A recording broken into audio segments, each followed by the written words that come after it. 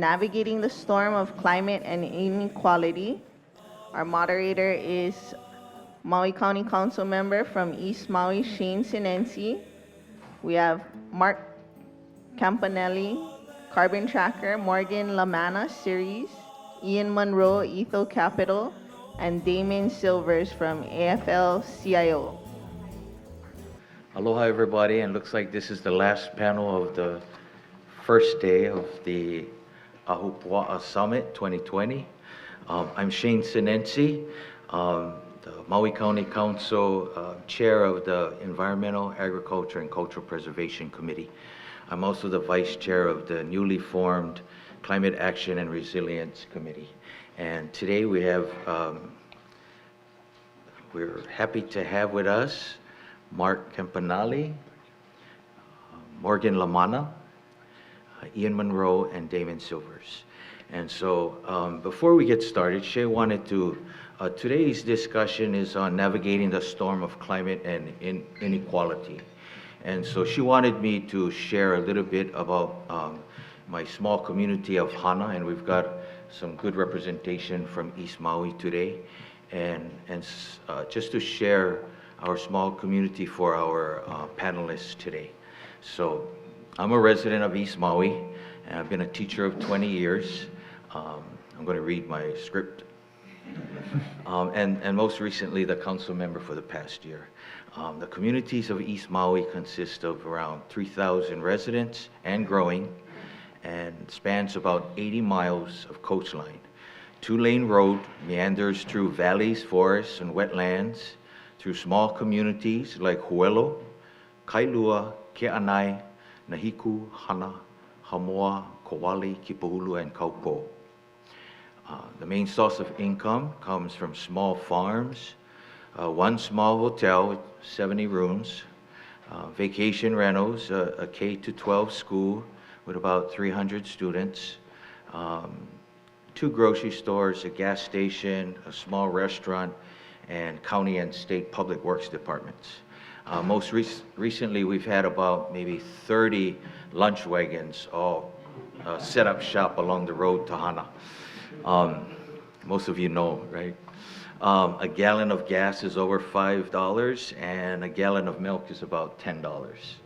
I know, small community.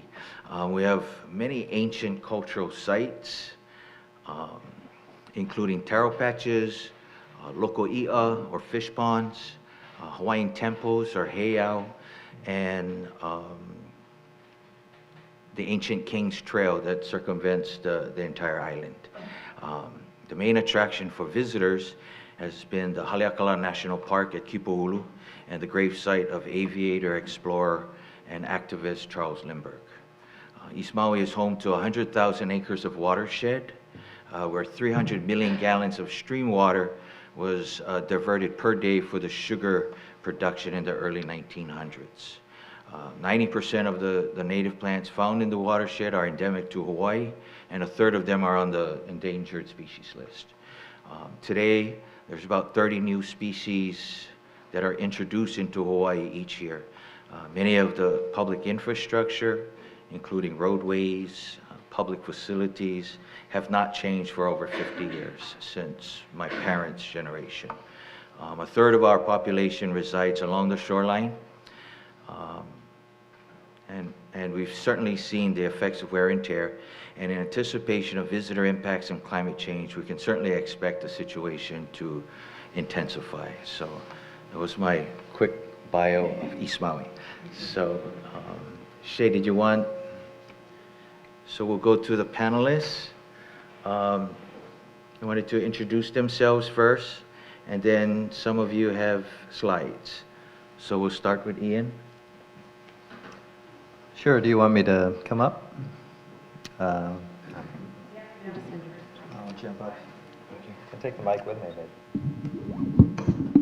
ambitious. Aloha. Aloha. So I'm Ian Monroe. I wear a few different hats. I'm here primarily focusing on what I do with Etho Capital, which is a ESG and climate integrated investment firm where we focus on investing in public companies and creating funds of companies that are efficiency and sustainability leaders again, showing that profitability, investor returns, and sustainability really can go hand in hand, particularly when you dive deep.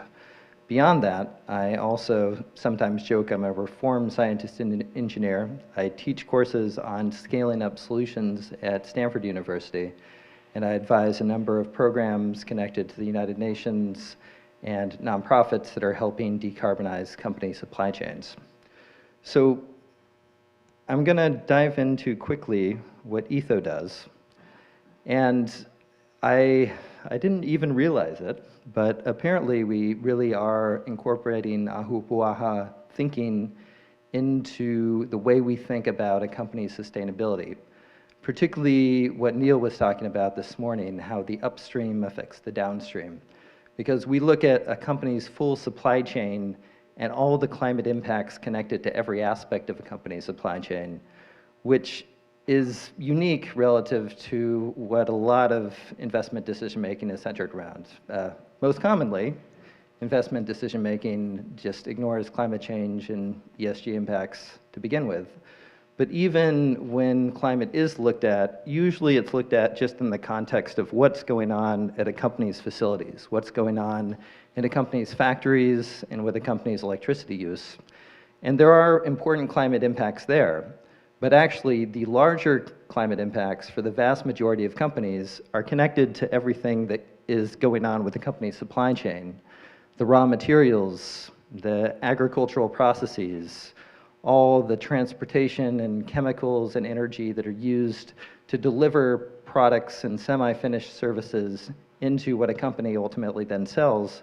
And then there's also a really important piece of impacts that connects to what's going on downstream, what's going on once a company sells products, and those products are out there in the world and relate to energy use, relate to materials use, and climate impacts connected to that.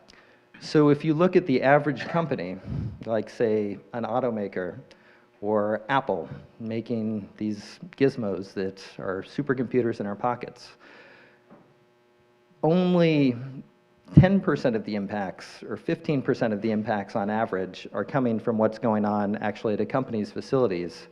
85% of the impacts are connected up to this full supply chain, what's called in climate geek speak, Scope 3 impacts.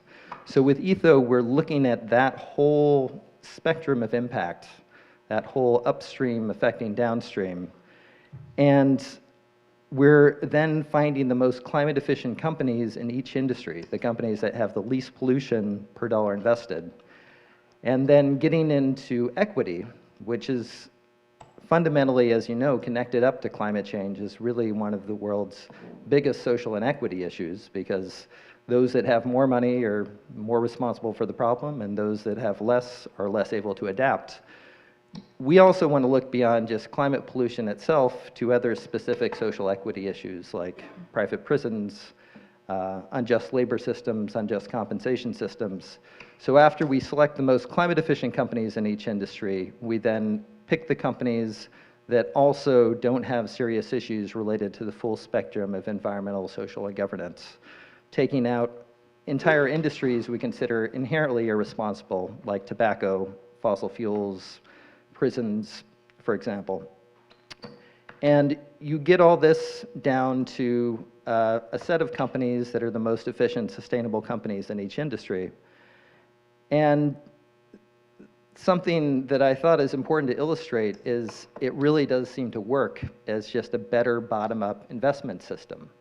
So what you're looking at here on the top, the orange line, is the S&P 500 index, which is something that probably almost all of you own in your IRAs or your 401k plans, your pensions are investing in. And it's been doing okay because the US market's been doing quite well. When you look at an index of the climate efficiency sustainability leaders, it's doing substantially better. Down below, you're looking at the orange line is the global stock market, what's called the MSCI ACWI index.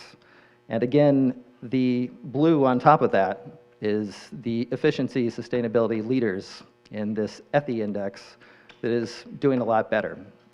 So long story short, of course, you have to say in the investment world, past performance can't guarantee future results. This is results from about 4 years now of what we've been doing with Etho, and there are many other firms doing similar strategies also showing that really there isn't necessarily this trade-off between sustainability and financial performance. Better sustainability, smarter sustainability really can drive better performance. And if you look at the transitions that are ahead with an economy shifting to electrified transportation and using less and less fossil fuels in the process, these sort of trends should only continue. So with that, I'll hand it over to others that are doing really important pieces in this space.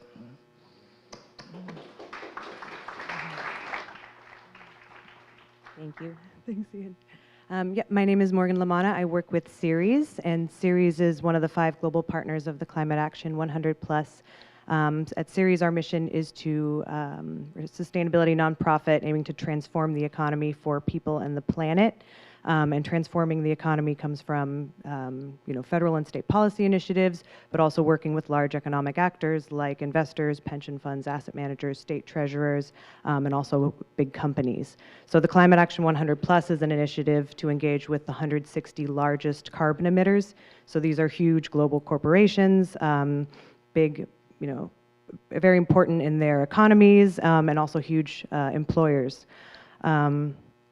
And I wanted to touch on just, before I start, I'll give just a few slides about the initiative, but the topic of the panel, navigating climate change and inequality, the impacts we're already seeing of climate change, the physical impacts, will affect people globally unequally and will hit the people the least resilient and the world's poor the hardest. And we're already seeing, fires, heat waves, flooding, sea level rise that will affect people's property, farmland, and that's really why climate change is our responsibility, a global, ethical issue. But to address climate change, what we see is not that physical risk, but transition risk, which is a full-scale transformation of the global economy. And what we know from scientists is that we need to, in order to meet 1.5 degrees, to avoid the worst part of climate change, we need to have a net zero carbon emissions economy by 2050. So it's very ambitious, requires everybody to move, all types of business, all sectors of the economy. So the way that investors look at that is that there will be winners and losers of these 160 companies, of every company, every asset globally. Some will be able to make the transition and some won't. And the reason that affects pension funds, an example I got from your colleague, Mark, that I always think about is in Europe, the electric power sector lost about half its value in 10 years after energy demand fell in Europe. And a lot of pension funds lost lots of money. They should have seen it coming. That's why I think investors are looking at this now globally of how do we deal with this. And where's, I was going to say I love CalPERS too, but they're funded 60 cents to the dollar. So when we're talking about for pension funds who work with managers who own these companies, if these companies don't do well, that money will get lost. But it also is inequality to people because of the companies that do well or the companies that don't do well, that will mean job losses and that will mean transitions for a lot of workers. So we can see this in the electric power sectors. It's moving from, say, coal to renewables. Also, this will mean something in the automotive sector is, how will EVs affect workers? And then land use change is happening too as areas are reforested. So this is an area where investors are starting to look. I think there's a lot more questions than answers, but the central ask of the Climate Action Initiative is for companies to reduce greenhouse gas emissions in line with the Paris Agreement. And investors are asking for transitions plans, and they're asking for labor transition plans as part of that. So I'm just going to really quick, who, why, what's happening. These are the investors that are signed on to the Climate Action 100 Plus. You'll see most of them are in Europe. I think there's a long history of regulation in Europe that's looking at protecting the environment. Maybe governments there see that as their role. So I think the pension fund community, the investor community has just more history of doing this kind of engaging with companies about sustainability. Why does it help for investors to collaborate? That's really what we're doing here, is having the pension funds, asset owners all work together with their managers. That's just where the money comes from, and we were talking about this over lunch, the Ahupua of financial flows really starts at the top with asset owners, who are the pension funds, insurance companies, the pools of capital, and that goes to managers and that goes to companies. So they all need to be kind of involved and asking for the same things. The clear agenda, that's the idea of we're asking for governance to address climate change, to look at policy, the just transition, disclosure, amplifying that voice, having the investors work together, means we're communicating this out publicly, and then we're tracking the companies, comparing the companies against their peers, and that's where Mark's work comes in as one of our partners to really track, are these companies making progress fast enough? These are just some examples of companies that have done it. For some sectors, it might be more obvious how they transition to renewables or low carbon. For some, it's going to be more difficult. But a lot of the examples in the last year have been in the electric power sector. Xcel Energy is in Minnesota. They work very closely with their regulator, with the local labor unions, to transition employees when they've got these plans for closing coal plants. AES Corp, they have global operations, but that's what the investors are really asking. Okay, they have operations in Chile, the US, and that's one where Value at Capital has been really involved. They were one of the first to kind of set this goal, but not the first, as I've learned about Hawaiian Electric. It's actually kind of ahead of even these, so very ambitious. But I think I'll leave it there. These are just some other examples. Next we have Mark doing his presentation. I'm so glad to be here, thank you. I've come in from London. Those following the news will probably have seen that today is Brexit Day. The day the United Kingdom leaves the European Union. I thought I'd leave that insanity and come to a much happier place, so I'm pleased to be here. So I'm going to make 3 points in my presentation. The first, climate change, principally the problem of burning fossil fuels. There's far more fossil fuels out there that we can possibly burn to stay way below 2 degrees. My first point. My second point is, faced with that fact, what are the plans of the leading coal, oil, and gas companies? And yes, you've guessed it, they're planning to produce more. And then the third point is the good news, and this panel really is about addressing, I think, inequality, is the good news is that the clean energy revolution is also a social revolution, because it means transferring ownership and control of the energy system away from large corporations back to communities, back to nations, and there'll be a huge transfer of wealth from those. Let's face it, parts of the Middle East are not the greatest countries for us to be rewarding because they've got their energy. So we can bring this back home. So there are 3 points I want to make today. So Carbon Tracker, we're a non-profit financial think tank. There's 25 of us in London and in New York. What's different about this is that all my colleagues and myself, we spent 20, 30 years, myself 30 years in investment management and banking, and we use those analytics to understand the climate problem. And the first challenge we've got, we called this oversupply of fossil fuels, we call it the carbon bubble. First problem we've got is that the science tells us that we must limit the amount of CO2 in the atmosphere. We call that the carbon budget. And the scientists tell us that it's something like somewhere between 600 and 1,000 gigatons of carbon dioxide, depending on how keen you are to avoid the worst effects of climate change.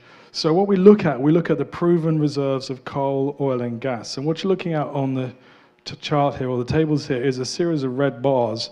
And what those red bars are the proven reserves of coal, and the two blue bars are darker color, which is the gas, and the lighter color, which is the oil, is the proven reserves of oil and gas. This is owned by corporations, it's owned by governments. It's the kinds of businesses that will be in everyone's pension scheme, or almost certainly these companies will be in the Hawaiian retirement scheme.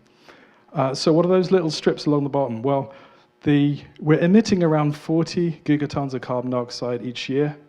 And so if the budget is something like 600 to 1,000, it means that we will run out of carbon budget or runway somewhere between, for 1.5 degrees in about 8 years' time, and for 2 degrees. Now, these are levels of warming we've not seen, certainly for hundreds of thousands of years and millions of years. And when I talk to pension fund trustees, we have to remind ourselves that all those emissions in the atmosphere we've put up there essentially in the last 50 years.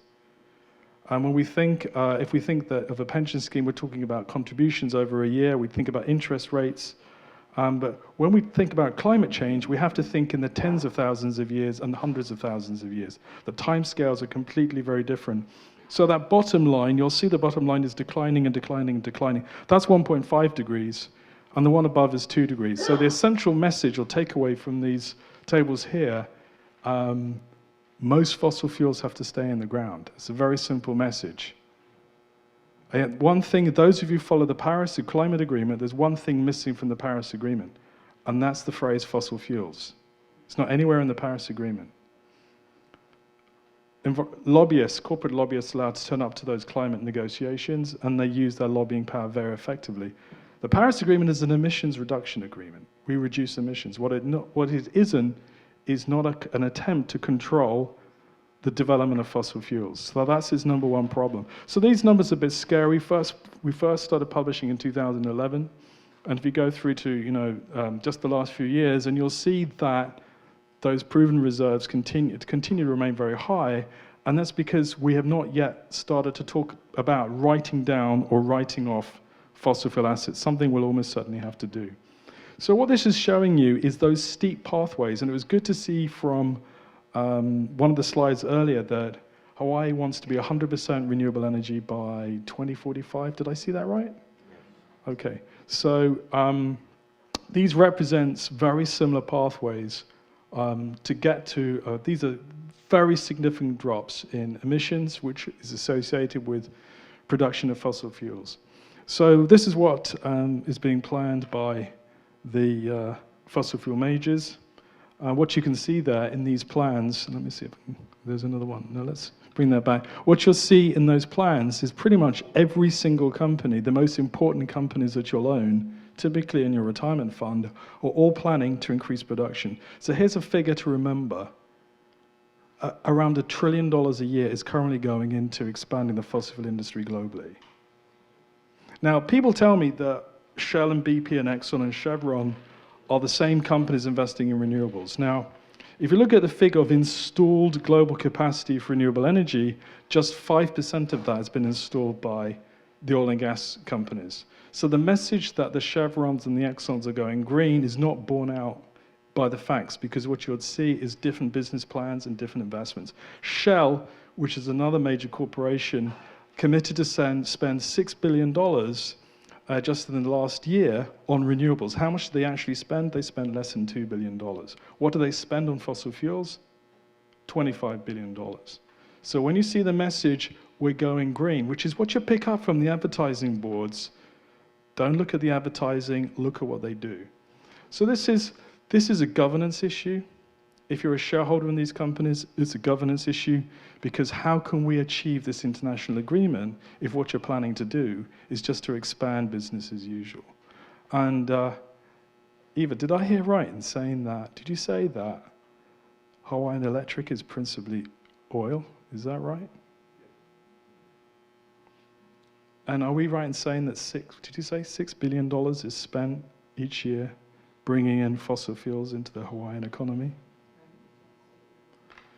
So today, we're calling this a renewable energy gigafall. On the left is where energy is produced in the world. At the top, you've got oil. At the bottom, you've got coal. And you see that the ownership of fossil fuels is concentrated in the hands of very few nations. Something like 8 or 9 out of 10 of the world's population, including Hawaii, lives in energy importing countries. So each year, India spends around $60 billion on oil imports each year. China, a huge importer of energy. And so why would they want to continue to pollute not just the rest of the world through CO2 emissions, but their own economies? The air breathing quality in cities like Delhi, it's unbreathable. It goes through the World Health Organization standards. So tomorrow, let's have a look at where the future will look. And as you can see, the wind at the top and solar, the developing economies, the southern economies, the rest of the world is rich in renewable energy sources. I'm told that Hawaii is rich, or the chances to develop its renewable energy base, its solar and its wind. And this is where the investment capital should be switching. This is where we think the major changes will be making. And so what that will mean is this will be pulling away from those Middle Eastern countries, and dare I say even the US is an energy exporter, and there'll be a leapfrog. Developing countries in Asia and Africa won't need to go from no energy to fossil fuels to renewables. They'll be jumping straight through to renewables.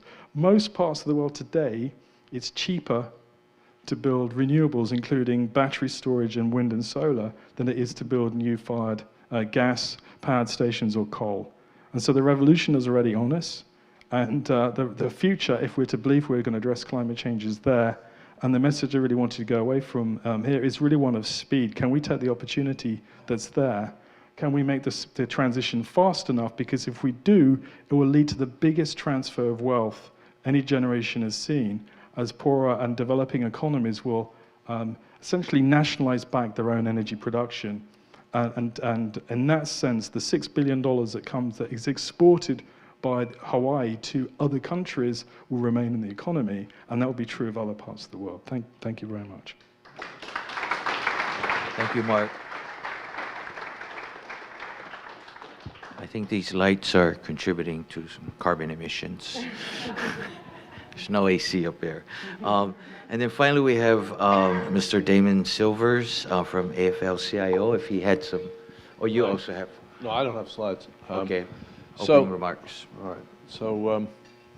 So I'm Damon Silvers. I'm the National Policy Director of the AFL-CIO. The AFL-CIO is the Federation of America's Trade Unions. We represent, our member unions, we have about 55, and we represent about 12 million workers and their families.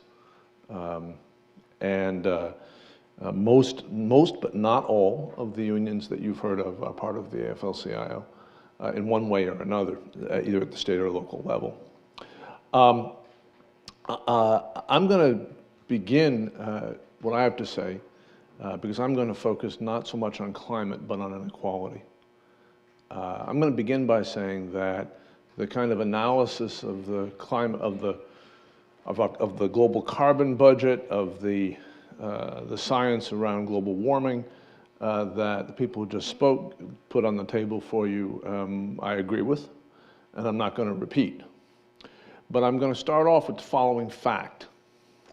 My fellow panelists talked about the Paris Agreement and what we might need to do to comply with the Paris Agreement. In case you hadn't heard, this country is not party to the Paris Agreement. The Obama administration was a key driver of the Paris Agreement together with the French government, but Donald Trump's administration has pulled us out of that agreement. Not only is that true, but people talked a little bit about the big meeting in Davos last week. I was there, and I can tell you that the dominant political forces in this world are an alliance of carbon fuel producing countries. Right?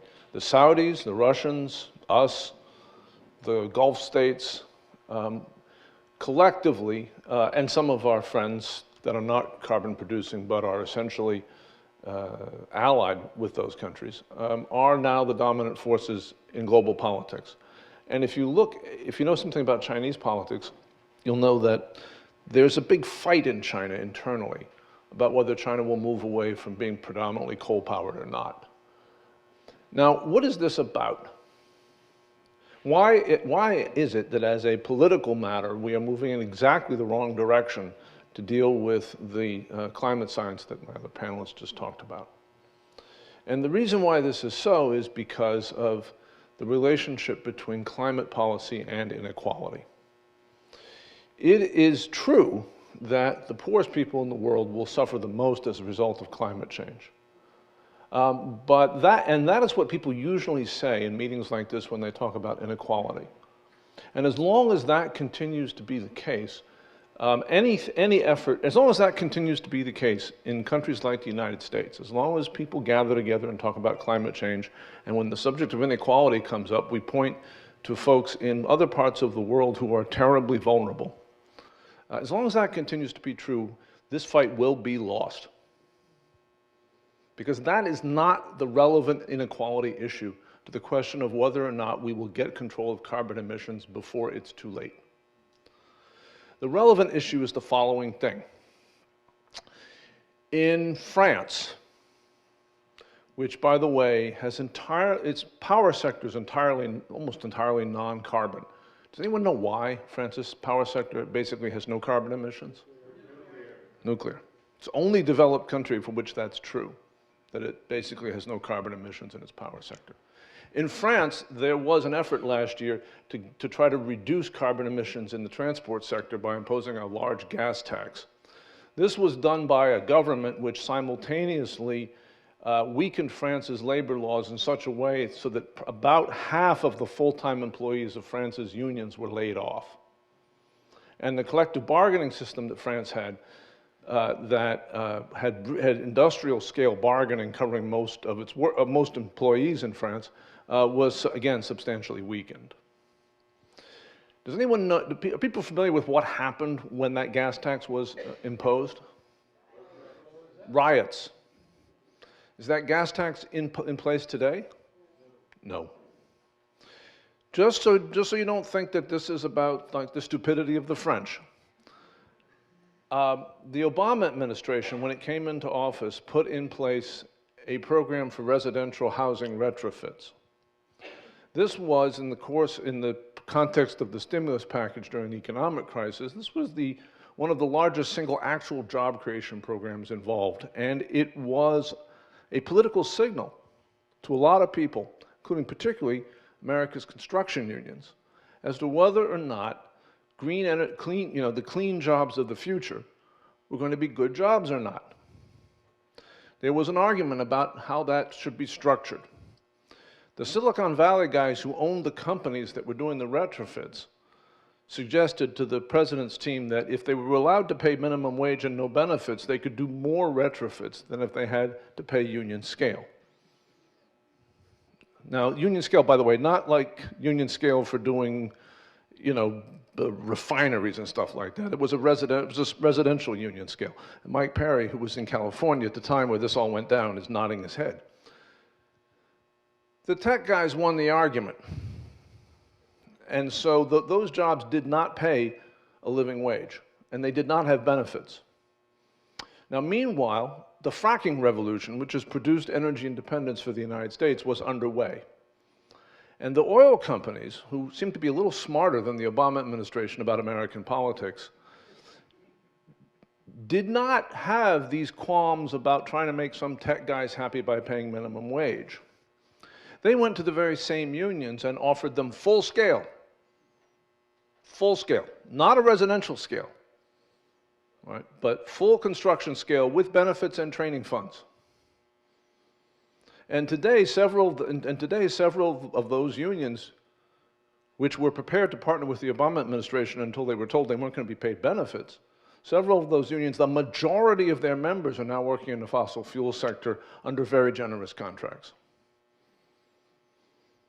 Now, this story that I'm telling you is a story about the question of whether or not the attempted transition from a carbon fuel-based economy to a non-carbon emitting economy is going to be a transition that accelerates the decline of the living standards of middle-income Americans, or will it be a transition that reverses that decline and leads to a more prosperous country?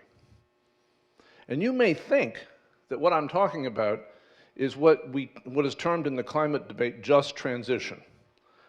Just transition is a term, never mind that in some communities transition means death. That you say, well, he transitioned. Never mind that. The phrase just transition, which by the way, it's our fault, the labor movement invented the phrase. The phrase just transition suggests it's kind of like, it would be nice. Right? It would be nice. It would be nice if we had a just transition. That would be the moral thing to do. Okay? That is not the reality at all. There's going to be a, quote, just transition, or there's going to be no transition. The two stories I told you, and the fact of the global shift of power that has been driven by, essentially, the political rejection of the policy direction that the Paris Accord embodies, the political rejection of that direction in the United States and in Brazil, right, which tips the balance of power. right? The Saudis, I'm afraid, were never going to be on our side here, right? But it's the United States and Brazil moving that moves the whole, and the Russians weren't going to be on our side either. The Russians are a carbon fuel dependent economy, and besides, they don't actually mind global warming. So my point here is that it's going to be a just transition, or there will not be a transition, and certainly not one in time. Now, what does that mean for the folks here who are gathered from this community here in Maui? And I confess, I've been here for all of 24 hours, and I'm about to say some things about your community and your economy. Forgive my arrogance for doing so, okay? But I believe that was kind of the mission, I believe, right?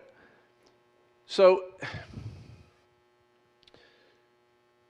these are decisions that are going to, these big policy decisions are going to go in, as a result of large-scale politics. But they're going to have consequences for your community and your society, your economy. Now let's just assume for a moment that we actually get it right. That under the pressure of an accelerating global climate crisis, that there's a realization, much as there was during the world wars, that if you want to make gigantic technological and economic change, you've got to get working people bought in. And so we actually do it. What does that mean here? Now,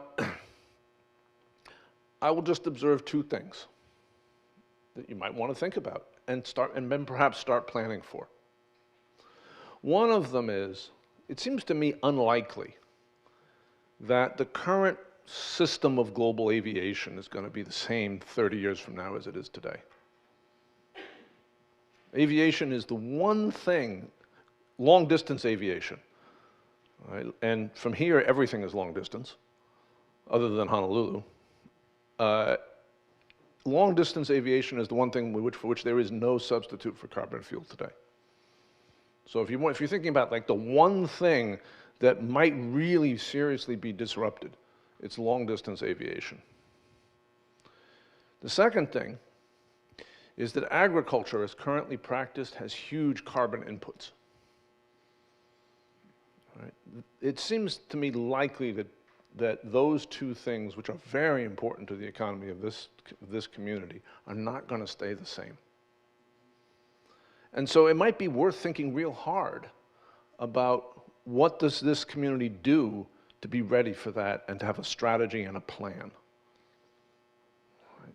Now, I'm not smart enough to know what that plan is, but I will suggest but I'll tell you that you're not alone. I'm going to wrap up because I've talked for a while.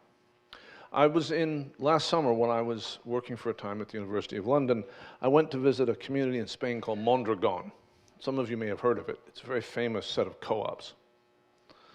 And in Mondragon, and I'll tell you two stories and it'll give you some sense of the way the rest of the world is functioning here. In Mondragon's famous for its cooperative business model. And when I went there, they were having big debates about whether or not the cooperative spirit was still alive in Mondragon. But when I got there, and there was talk about how the cooperative spirit could be used to reduce carbon emissions associated with Mondragon's factories. But when I got there, I realized that basically everything that was going on in Mondragon was related to the supply chain for the manufacture of internal combustion engine vehicles in Spain and France and Germany. And Mondragon's issue wasn't whether they could get their power supply to be zero carbon or have electric buses.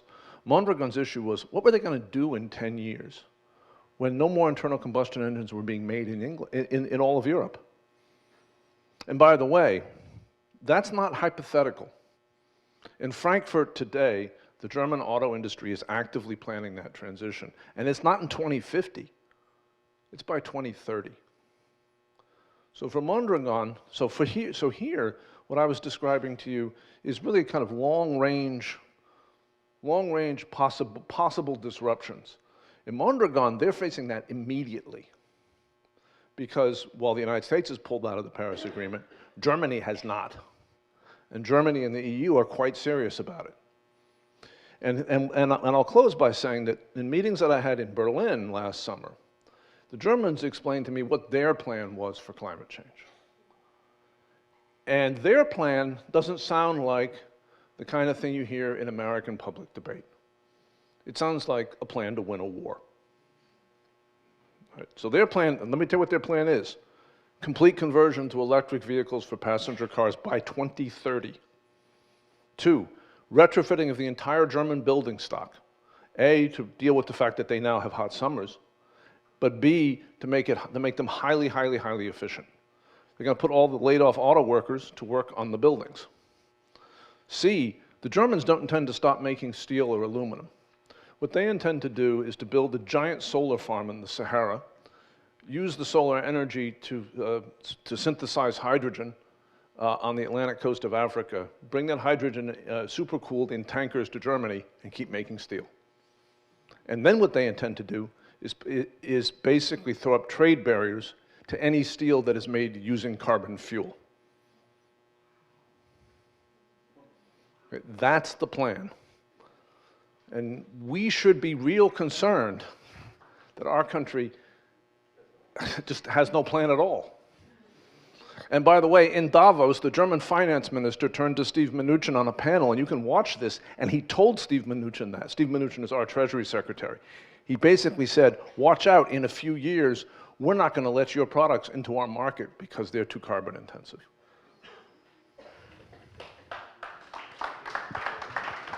Thank you, Damon. I just wanted to inform the panel that last year, the Maui County did join a coalition of U.S. counties who are still committed to the Paris Climate Agreement.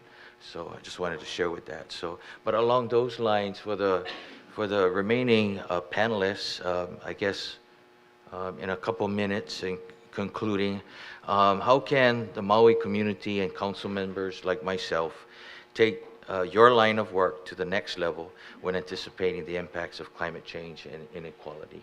And we can start with Morgan. Sure. I just think conversations like this are really important to have, and that this is the right group of people to have the conversation, because I know the transition is already happening and you kind of are talking over these things, and I think it will be an example to other places. That example I gave about Xcel Energy in Minnesota, working all together with the regulators and labor unions, that's the only example I know of that. So to have more, I think would help our work. I think too often in the past, maybe environmentalists maybe have kind of alienated other groups, and maybe that's why we're in kind of this position, I think, politically. And I think back to where people used to say, oh, wouldn't you so much rather work like in a wind farm than in a coal plant, or something like that, and just how it's obviously a lack of people having sat down and talked to each other and considered how what we all know we need to do needs to work for everybody. So I thank everyone here for kind of just the conversations that we've been having. Thank you, Morgan. Yeah. Mark? Yeah, I'm very conscious as well, speaking as an outsider coming in, albeit briefly for a few days. But wherever I look in the work that Carbon Tracker does and how we think about things, the plans of any society or business, it's crucial that there's an alignment obviously with the goals of sustainability, but capital has to be aligned as well. And so we had a panel discussion earlier with the employee retirement scheme, which I understand is a $27 billion scheme. It could be more, it could be less. That seems to me a very big asset of Hawaii. And therefore, the challenge at hand is to ensure that scheme is really aligned with the goals of sustainability. And I'm sure that it is. But the energy transition, we've just heard about what Germany is doing, and I can confirm the discussion in Europe is the introduction of these cross-border tax adjustments, which is quite right, which you said is quite right. So if there's a high carbon import, will Europe, with the exception now of the United Kingdom, will be introducing these trade barriers, and quite rightly so they should. But you can model this risk if you're running a pension scheme or you're running an investment fund. And Carbon Tracker, our analysis is there's $25 trillion of fixed assets in the fossil fuel economy: pipelines, oil rigs, coal-fired power stations, and we're going to have to lose about half of that in the next 10 years. That's double the size of the financial crisis, probably triple the size of the financial crisis of 07, 08. And about 40% of the value of global equity markets, which is where everyone is invested. And Ian, you talked about, these global benchmarks. About 40% of global markets will have to decarbonize very rapidly over the next 2 decades. And so if you're interested in risk as an investment manager, you would do what we call a value at risk analysis. What is the downside risk? And what you discover once you've modeled it, you wouldn't want to be owning these fossil fuel assets. You wouldn't want to be owning these oil rigs and pipelines and so on. You'll be making the transition. So what that means really is looking at the future 10, 15 years and moving the capital into more appropriate, sensitive, sustainable activities. And I had a fascinating discussion over lunch for those of us who were on table 6. What a great table conversation that was. Is doing some resilient plans that work for the community, keeping capital in the community, and that the story of, I think, the cooperatives of Monroe is also about reinvesting back in the community and community ownership.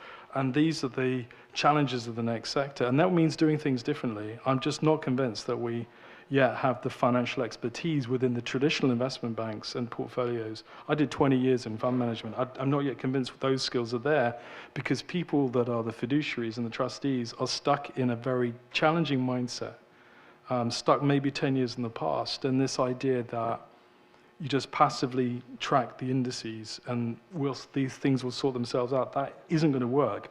The challenge is to make some fundamentally difficult decisions. And that probably means betting against the fossil fuel economy and supporting the renewable energy economy. Thank you, Mark. Ian? So yes, amen to the fact we need to really divest from the fossil fuel economy as quickly as possible. And it's a dying industry. It just doesn't make sense from any sort of fiduciary duty financial return perspective to continue to be invested in. All it took was a 2% supply glut from American frack oil dropping down the price to about 20 bucks a barrel, where at that point, a few years ago, Exxon and Chevron and all the other oil majors were massively in the red, borrowing money to keep paying out dividends to keep the pensions in. They can afford to do that for a few quarters. They can't afford to do that with a downward death spiral of demand, which is what the EV revolution is going to bring on a whole lot faster than certainly the oil company projections would have you think. Probably sometime within the next 5 years is what Bloomberg says. So get out now while you can, because the short answer there. Going beyond that, it's not just about divesting and investing in renewables and sustainable ag and decarbonizing every aspect of the portfolio. The other real crucial piece is investing in resilience. And I'll just bring up my personal story. Coming into the climate world was growing up on a small farm in Northern California and seeing what the science said about particularly climate change and wildfire. And that always being a nightmare since I was a kid, a literal nightmare, that I would wake up with this vision of fire sweeping across our valley and destroying our farm. And in 2017, that nightmare came true. My mother and I and over 24 family members lost our homes overnight. 9 of our neighbors were trapped and died in a 200-foot wall of flame moving on hurricane-force winds. And yes, we've always had fires in California as part of the ecosystem, but these fires are like no fires that have ever existed. We had 500-plus-year-old redwood trees, the tallest trees in the world, the flames killing them all the way up to the top. They had weathered many more fires before that. So we are going to be in a resilience world that we, frankly, are just starting to understand. We're scratching the surface of the impacts that are already here and now. And we have to think about how our investments are preparing us, and preparing us not just those that can afford to move and those that can afford to rebuild, but those that are the most vulnerable. And in my community, now a few years later, those that didn't own their homes, those that couldn't afford insurance, they're not back. And even those of us that were lucky to own land and had homes, it's still a long, long process to rebuild. So that's another piece that we need to keep thinking about, is just how do we invest in and create rules around keeping a system that's livable with the changes that we know are ahead, regardless of how fast we decarbonize at this point. Thank you, Ian. Mahalo for sharing that. And thank you. We just have one question for Damon from Mr. Williams. You can make organic jet fuel out of plants. And do you know how much of a solution that could be? Is that a question All for right, you, Damon? Yeah, so I'm not a chemist. That's my father. My understanding is that while it is conceptually possible to do so, it's not actually doable today as an engineering matter. And that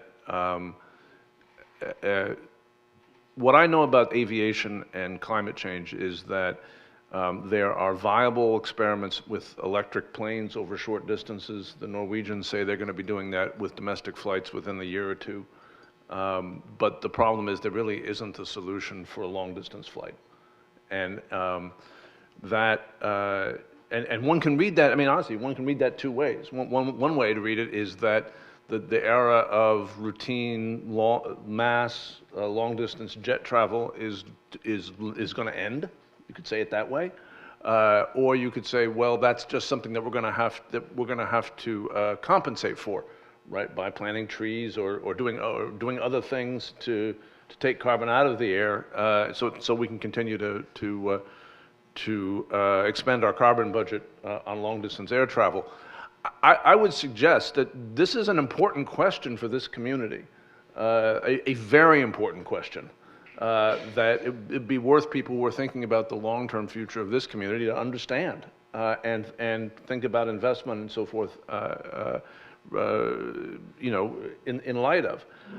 Someone said earlier today something I think is really important in terms of thinking about how to make capital investments and think about economic strategy in this community. And that was that we need to stop thinking about land and start thinking about people, right?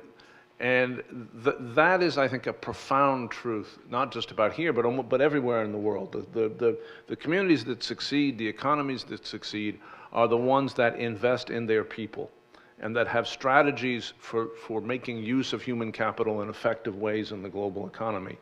And I think I have not tried, as some of my other foreigners here have tried, to speak the language. I don't, but I will say this: the idea that there's a lot of knowledge embedded in this community about how to make this place and this society work, and that tapping that knowledge is potentially a viable thing not in isolation. You can't return to self-sufficiency, but rather as a way of creating value in an integrated way with the rest of the world, right? Those ideas are where the future lies. By the way, I was very involved in Puerto Rico in the last few years during a variety of crises, which is similar. I mean, it's not. There's some similarities. Imperialism. It's an island. It's a bigger island. But the Puerto Rican government that was allied with Trump just was not interested in human capital. Just weren't interested in it. And you guys might be able to do better. Thank you, Damon. We wanted to say a big mahalo nui o ko pakahi pau to our esteemed panelists. That's a wrap.